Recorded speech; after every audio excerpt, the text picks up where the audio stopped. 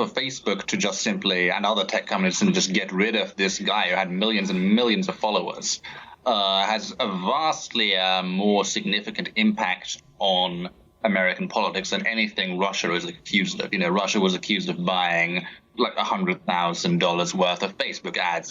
It did not really have a big impact on American politics. Banning someone like Alex Jones does. Banning someone like Tommy Robinson in the UK does have an impact on their politics as well.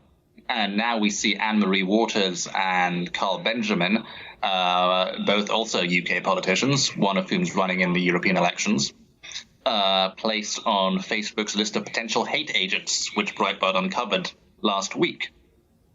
And they're now being monitored. Anything they say that's even slightly suspect will go into this document and count against them. So Facebook now has a list of people, some of them politicians, who they're looking into for further bans. It's incredible. I have your story in front of me. Let me read the headline. Exclusive, Facebook hate agents list includes British candidates for European election. It's one thing to have an enemies list. It's one thing to be a McCarthyite, accusing everyone of malafides. But, if Nixon had an enemies list, if Joe McCarthy had an enemies list, at least they were public figures who had some restraints on them, checks and balances. The courts, voters could kick these people out. But in the case of Facebook, it's secret.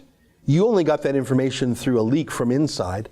There's no transparency, there's no rules, there's no accountability. And suddenly people wake up and they're just deleted one day and they don't even know what happened, and it's just like they're a rumor. They never even existed. I actually interviewed Carl Benjamin the day before we released that story, and we both agreed that there's a fundamental mismatch here. When you compare Facebook and social media platforms to other types of businesses. So a landlord who rents out a property to you is not allowed to simply evict you for no reason. They have to obtain a court order first, and that's because you invested time, money into your property. A landlord cannot just kick you out for any reason.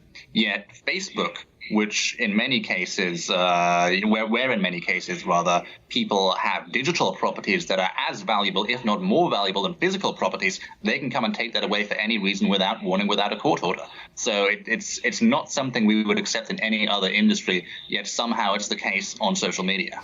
That's a great point. I mean, Tommy Robinson had built up through years of effort and energy and working on his page and working on his reputation and directing people towards Facebook to build up 1 million followers as he did.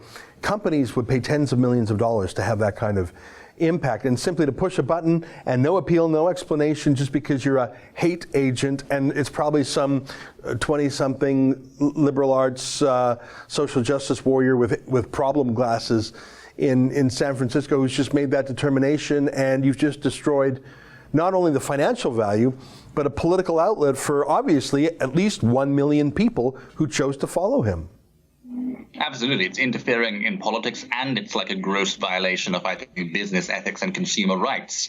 Again, just like go back to the landlord example. There's this idea going around now, which I think is a very good idea, that social media users should be able to take companies to court to get their account reinstated. But even that, a landlord has to go and get a court order before they evict you. So really, if we were applying the same standard to social media companies, they wouldn't be able to just ban your account without going through a legal process first. Well, I'm not sure this situation can go on for much longer. I don't think consumers or businesses would tolerate it. That's an excerpt from the Ezra Levant show. Every day I do a video monologue and then I interview an interesting guest, and then I end by reading my hate mail. But you've got to subscribe to it, which you can do at therebel.media/shows.